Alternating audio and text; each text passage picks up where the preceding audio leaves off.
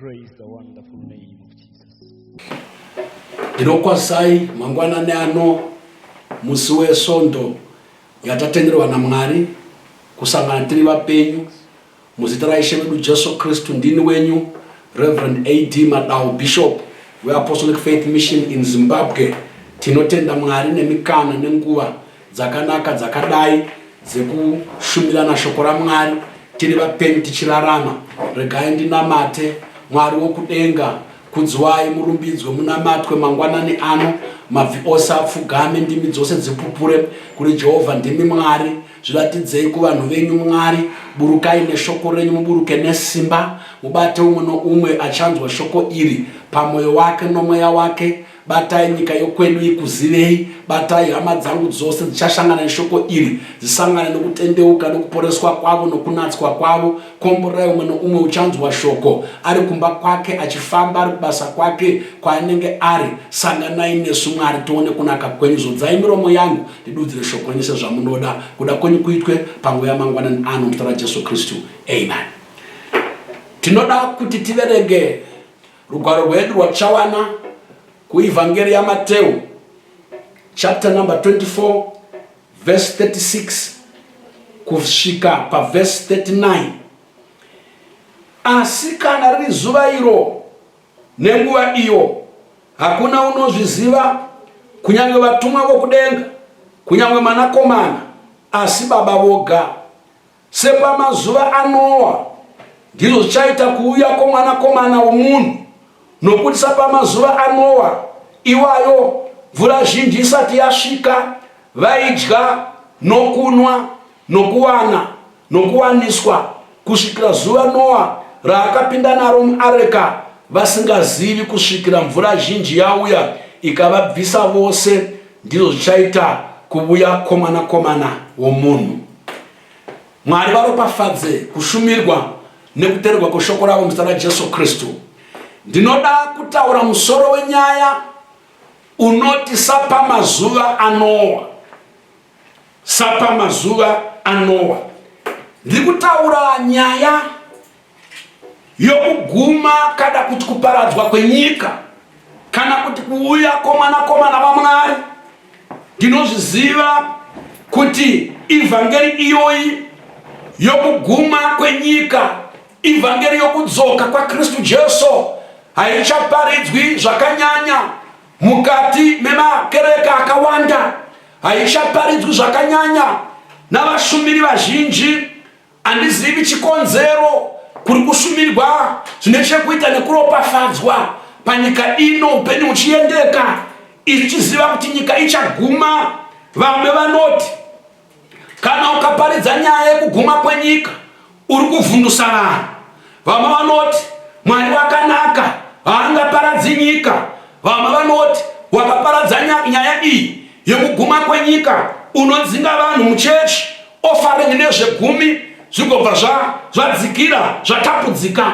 Vanhu havadi kunzwa vhangeri rorudzi urwu. Asinoda kutenda Mwari vandipa kundikushumire nhasi, newe waita mukana wakanaka wokunzwa shoko iri. Zvanzi neshoko raMwari, nguva iyoyo nemusi iwoyo hakuna unoziva, kunyange ngirozi, kunyange mwanakomana, asi Baba voga.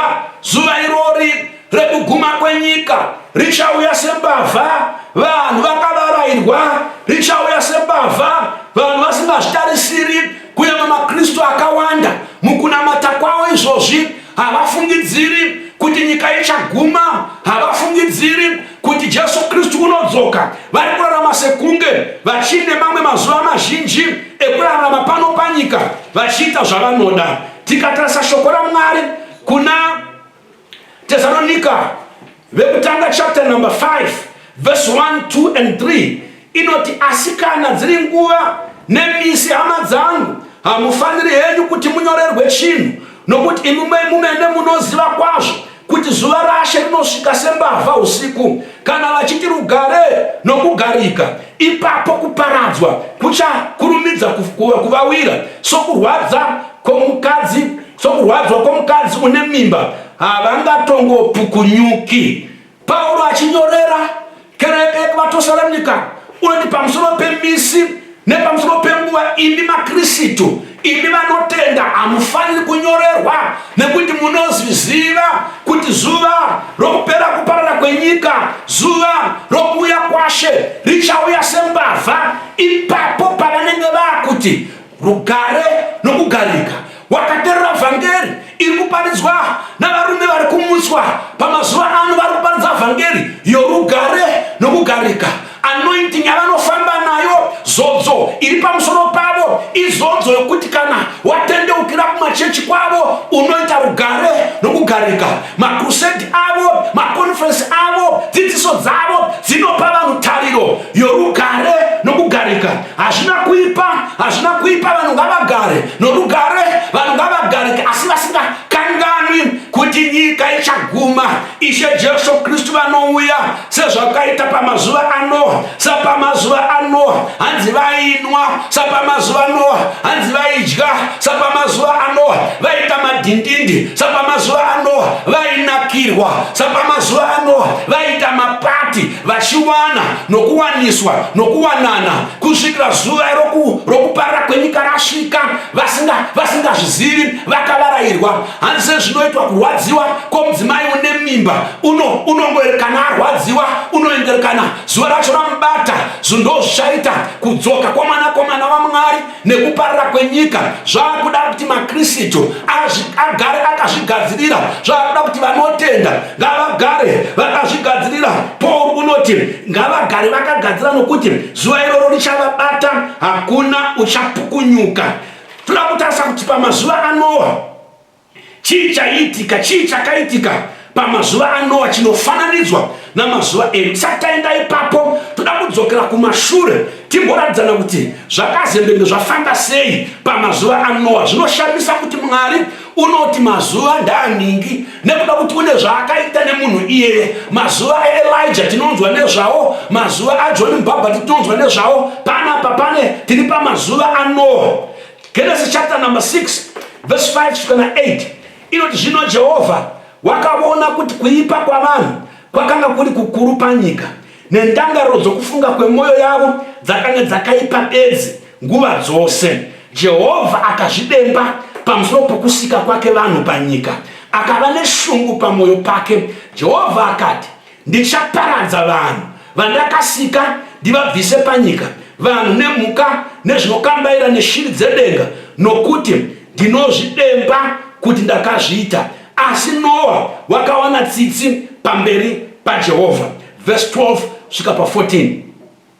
Mwari akaona nyika kuti yakaora, nokuti vanhu vose vakanga vavodza mufambiro wavo panyika. Ipapo Mwari akati kuna Noa, kupera kwavanhu vose kwasvika pamberi pangu, nokuti vakazadza nyika nokumanikidzana. Tarirai, ndichavauraya pamwe chete nenyika. Uzviitire areka nomuti wegoferi, uite makamuri muareka, uanamire nochomukati nechekunze nenamo. Pamazuva anowa tadzokera kuti tarise kuti chii chiri kunzi naJesu sezvaitika pamazuva anowa. Chii chiri kunzi naJesu sapamazuva anowa. Tatarisa pana chapter 6 yaGenesis, kuipa kwechinhu chinonzi munhu, kusarurama kwakanga kwawanda panyika. Bhuku inoti Mwari wakaona kuti kuipa kwomunhu kwanyanyisa panyika. Mwari wakaona kuti kuipa kwomunhu kwakurisa panyika. Mwari wakaona kuti kuipa kwomunhu kwafurikidza panyika, nendangariro dzokufunga kwomwoyo wake dzakanga dzakaipa bedzi nguva dzose. Ndangariro dzokufunga kwemwoyo womunhu dzakanga dzakaipa nguva dzose. Vana baba naana mai, vateereri vari kundinzwa mangwanani ano, kuipa kwomunhu kuri mumwoyo, kuipa kwomunhu kuri mundangariro, kunyangwe nekunaka kwomunhu kuri mumwoyo, nokunaka kwomunhu kuri mundangariro, nekuti mumwoyo imomo ndo munotariswa naMwari. Ndangariro idzodzo dzine munhu ndo dzinoonekwa naMwari. Munhu wakaoma unokusekerera nomuromo wake, asi mwoyo uchikufungira zvakaipa. Munhu akaoma unokusekerera nomuromo, asi mumwoyo make nomufungo pfungwa dzake achikurongera zvakaipa. Zvanzi munhu akaonekwa naMwari kuti rangariro yokufunga kwake yakaipa bedzi nguva dzose. Munhu unochena kunze asi mukati make akashata, unochena kunze mukati make akanyangara. Munhu wakaoma, hama dzangu. Majera amuri kuona akakura ana Chikurubi maximum prison akagadzirirwa munhu, ana maximum prison akagadzirirwa vanhu. Majera akakura ane midhuri nemasvingo akasimuka nefenzi nemagadhi akatakura futi nembwa dzinoruma. Zvese izvozvo zvakagadzirirwa munhu. Mitemo yaunoona varume vachipinda muparlamente vachiita mitemo nemitemo, mamitingi nemamitingi asingaperi, vari kugadzira mitemo inofanira kutonga munhu, inofanira kuchengetedza munhu. Munhu wakaoma, hama dzangu. Mapurisa amunoona achifamba munyika haasi ekudhekoreta nyika, haasi ekunakidza nyika, ndeyekubata chinhu chinonzi munhu. Ndo pandakanzwa umwe muimbi achiti kana munhu anetsa vakomana batai munhu, batai munhu. Munhu ngaabatwe nekuti dzimwe nguva kufunga kwake kwakaoma. Futi hombe nediki dzinogadzirirwa munyika muno nedzinobhururuka dzinofamba nendege dzakagadzirirwa munhu. Munhu wakaoma. Zvanzi shoko neshoko raMwari, Jehovha wakaona kuti kuipa kwomunhu kwanyanyisa, kuipa kwomunhu kwawedzerwa, kwafurikidza, kuipa kwomunhu kwakurisa pamusoro penyika, uye mindangariro yokufunga kwake nemindangariro yemwoyo yake yakangoshata bedzi, yakangoipa bedzi. Vhesi inotevera ya vhesi number 6 inoti Jehovha akazvidemba pamusoro pokuita kwake munhu panyika, akava neshungu kwazvo pamwoyo pake. Jehovha unozvidemba nekuda kuti akasikirei munhu. Ukaverenga munhoroondo yaMwari nekushanda kwake panyika, hakuna chimwe chisikwa chakanzi Jehovha wakazvidemba pamusoro pacho. Hakuna chimwe chisikwa chakanzi Jehovha wakazvidemba kuti akasikirei. Hapana paunonzwa nzou dzichinzi Mwari akati ndinozvidemba kuti ndakasikirei nzou nekufamba kwayo ichitsika nyika, ichidya michero, ichidya miti, mashizha, ichipedza neminda yavanhu. Hapana paunonzwa Mwari achinzi wakati ndinozvidemba pamusoro peshumba kuti ndakaisikirei. Hapana paunonzwa Mwari achiti ndinozvidemba pamusoro pegudo kuti ndakasikirei mahomu. Asi Mwari unoti ndinozvidemba nokusika kwandakaita munhu. Hapana paunonzwa Mwari achiti ndinozvidemba kuti ndakasikirei mbada. Asi unonzwa Mwari achiti ndinozvidemba ndakasikirei komunhu, ndane shungu mumwoyo nokuda komunhu. Hapana paunonzwa Mwari achinzi wakazvidemba kuti wakasikirei garwe. Asi Mwari unoti ndinozvidemba kuti ndakasikirei munhu. Hapana paunonzwa Mwari achinzi wakazvidemba kuti akasikirei nyoka. Asi unoti ndinozvidemba ndakasikirei komunhu. Hapana paunonzwa Mwari achinzi wakazvidemba kuti wakasikirei kobete. Asi unonzwa achinzi unozvidemba kusika kwake munhu. Sei Mwari achizvidemba? Sei Mwari achitambudzika? Sei Mwari aine shungu mukati memwoyo wake? Munhu uri pamwoyo waMwari, munhu chisikwa chepamusoro-soro kudarika zvisikwa zvose zvakasikwa naMwari. Munhu paakasika Mwari akamusikira iye. Man was created for God, kuti munhu anamate Mwari. Munhu wakasikirwa kuti aratidze, kuti kana kuti adisplaye, ademonstrate character nebehavior yaMwari. Munhu wakasikirwa naMwari kuti afambidzane naMwari. Munhu wakasikirwa kugara achifamba naMwari, agare naMwari. Zvino chaita kuti Mwari azvidembe ndechekuti munhu wakarasa chinangwa chaakasikirwa naMwari. Munhu wakasiya donzo raakasikirwa naMwari. Munhu warasa purpose, munhu warasa objective, munhu warasa agenda yaakasikirwa naMwari. Pasina Mwari munhu hana mufaro. Rega ndikutaurirewe munhu uchifamba panzira ipapo, ugere mukombi imomo, ugere mumba mako imomo, wakasikirwa Mwari, wakasikirwa Mwari mukati mako. Mukashaya Mwari hauna mufaro muupenyu wako. Mukashaya Mwari hauna zororo mukati mwemoyo wako. Ukashaya Mwari hauna rugare mukati mwemoyo wako.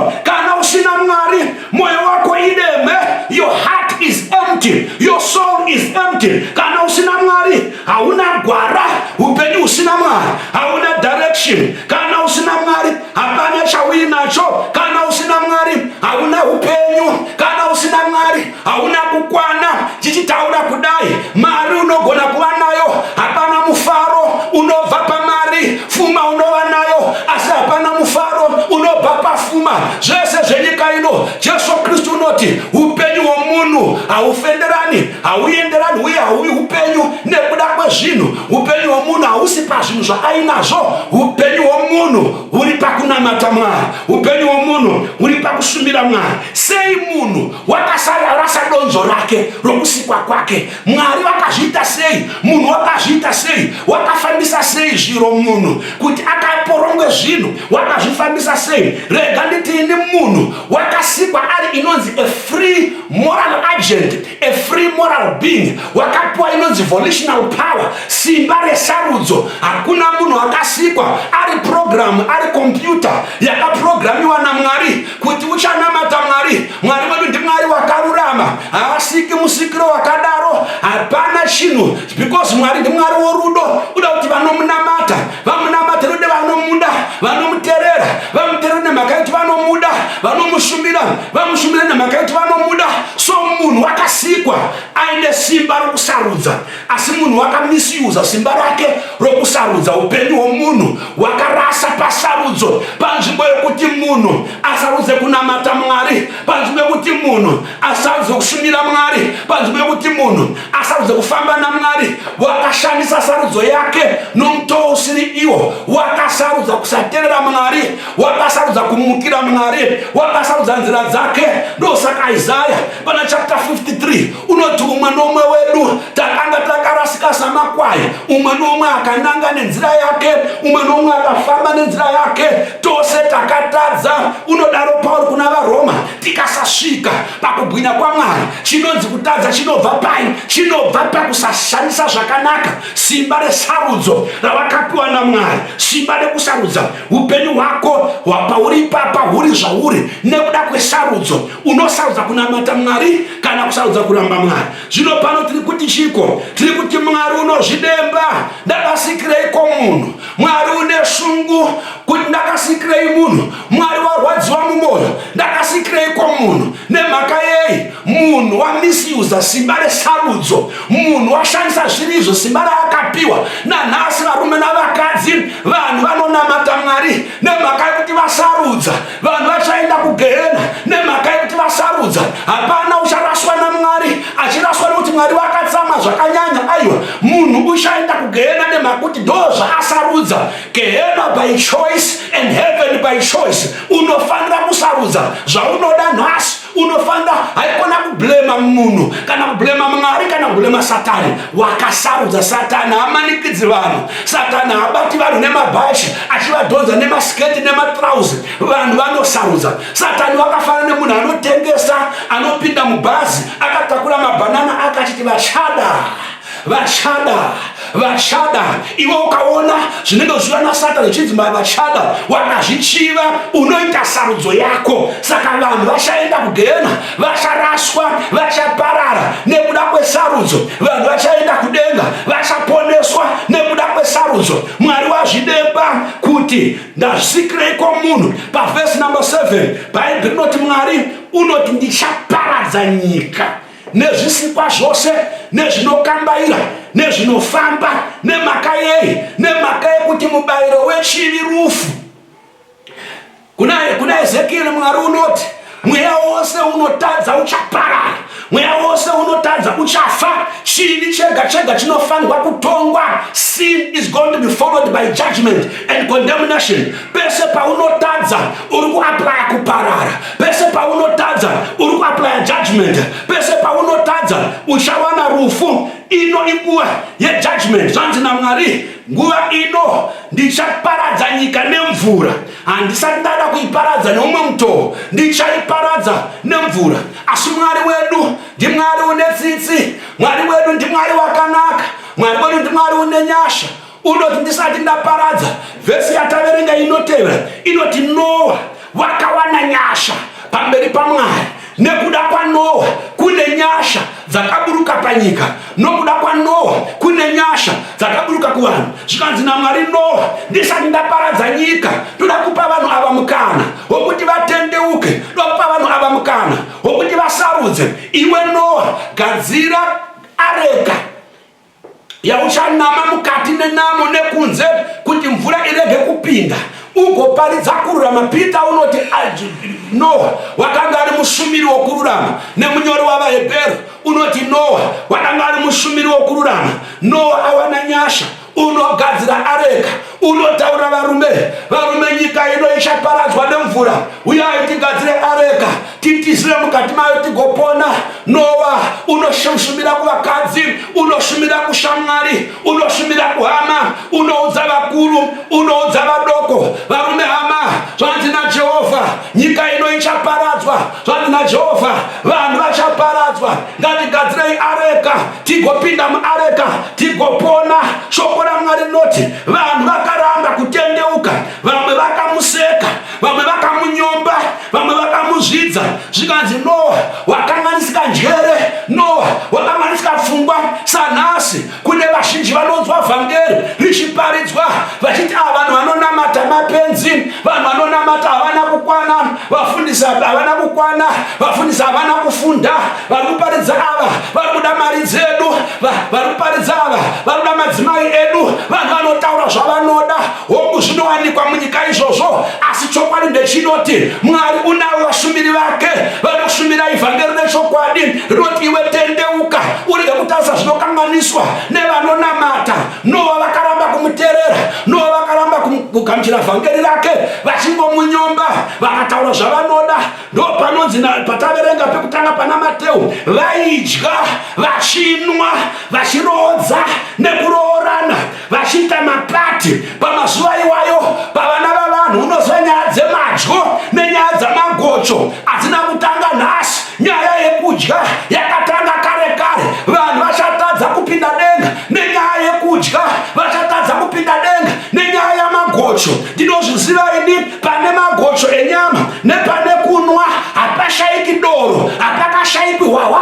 Pamazuva atiri kurarama kune rwiyo rwavanoimba runoti fadzai mutengi wehwawa, fadzai mutengi wedoro. Ndo zvavaita pamazuva ano. Atenga hwawa aimbirwa, fadzai mutengi wehwawa. Atenga doro aimbirwa, fadzai mutengi wedoro. Kune vamwe nanhasi vane mbiri yokufadza vazhinji mubhawa, vane mbiri yokufadza vanhu mumashabhini, vane mbiri yokufadza vanhu nokutamba kwavo, vane mbiri yokufadza vanhu nokutengera vese hwawa, vachitamba, vachimwa, vachiita mapati. Pamazuva ano nyika izere vanhu vanoita mapati, vanoita mapati eusiku hwose.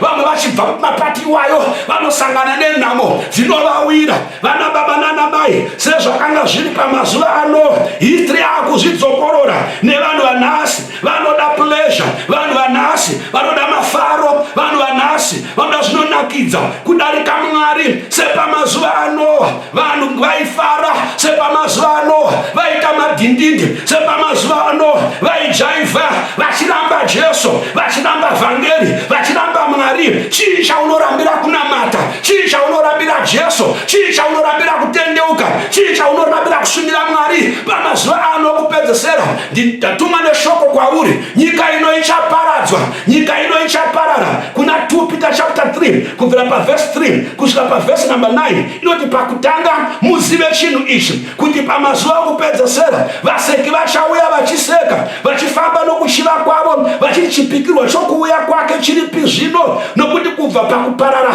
kwamadzibaba zvino zvose zvinomboramba zvakaita, zvinhu zvose zvinoramba zvakaita sezvo zvakanga zvakaita kubva pakutanga kwokusikwa. Nokuti vanokanganwa nobwoni chinhu ichi, kuti kare denga raivapo nenyika yakabudiswa mumvura, yakaitwa nemvura neshoko raMwari. Nazvo nyika yaivapo panguva iyoyo yakafukidzwa nemvura ikaparadzwa. Nhasi asi denga riripo zvino nenyika zvakavigirwa moto neshoko irori, zvinochengetwa zuva rokutongwa nekuparadzwa kwavanhu vasingadi Mwari. Asi vadikani musakangana chinhu ichi, kuti kuna She zuva rimwe chete rakaita samakore ane shuru namakore ane shuru sezuva rimwe chete.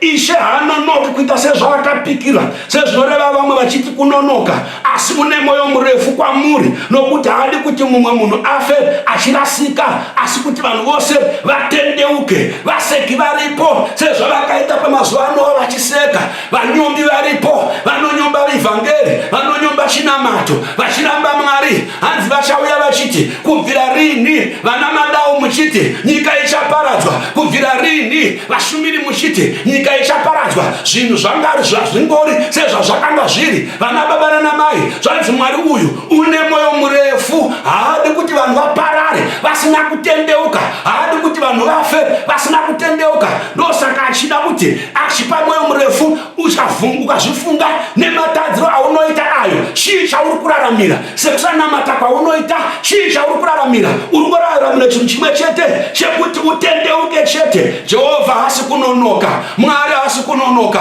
une mwoyo murefu newe. Rega ndikutaure hama yangu, tendeuka pambanje dzaunofuta idzodzo, tendeuka pawawa waunomwa iwowo, tendeuka pachifambi chaunoenda ichocho, tendeuka paumondi, tendeuka pauroyi, tendeuka pautsinye. Unamate Mwari. Nyika ino ichaparadzwa nomoto. Yekutanga yakaparadzwa nemvura, asi iyoyi yakachengeterwa moto. Varume ngavatendeuke, vatungamiri ngavatendeuke, madzibaba ngaatendeuke, madzimai ngaatendeuke, vana vadoko ngavatendeuke. Nyika ichaparadzwa nomoto sezvakanga zvichiitika samazuva aNoa, ndozvakuitika namazuva ano. Bhaibheri rinoti mvura yakanaya, nyika ikapara, ndopavakatanga kurangarira Noa. Ipapo bhuku inoti Jehovha Mwari ndobva avhara dhoo, Noa nemhuri yake vapinda.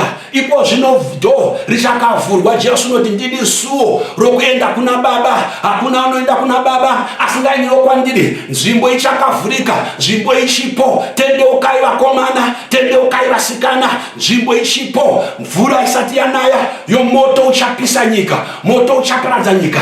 Ngatitendeukei tishumire Mwari, ngatitendeukei tinamate Mwari, ngatitendeukei tifambe mutsvede, tifambe nokururama. Nyika ino ichaguma, ichaparadzwa nomoto. Iwe unenge uripiko, tendeuka ugamuchire Jesu, tendeuka unamate Mwari, tendeuka ushumire Mwari. Ndozvo wakasikirwa. Mwari asazvidemba pamusoro pako. Mwari ngaafare nokuda kwako, ati uyu mwana wangu wandinofarira. Mwari ngakunzwire tsitsi, urege kufa usina kutendeuka, urege kuoresa wodza mukora kuomesa moyo. Tendeuka ugamuchire Jesu, nyika isati yaparara. Mwari ngakukomborere akuite zvakanaka kutana Jesu Kristu. Amen. Baba, komborerai vanhu venyu, komborerai shoko renyu ramatuma ngariendeke. Babasa ramarituma ribate moyo, ribate mweya, ridzore vazhinji vave mukutendeuka, vave muupenyu usingaperi. Rapai nyika yedu, rapai vanhu venyu, natsai wose anzwa shoko. Baba, komborerai muropafadze, muitire tsitsi vanhu venyu vasaparara vasina kutendeuka. Ndakumbira nokutenda muzita ra Jesu. Amen.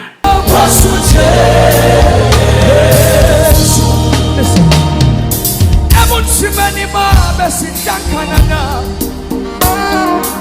Asikikani babe sisikunge Sitiga baba sikunigasa utu Ngosu Jesu Sitina mama bintala ya tina meva Ukola na tu mama basi pipinya Sitiga baba sikunigasa utu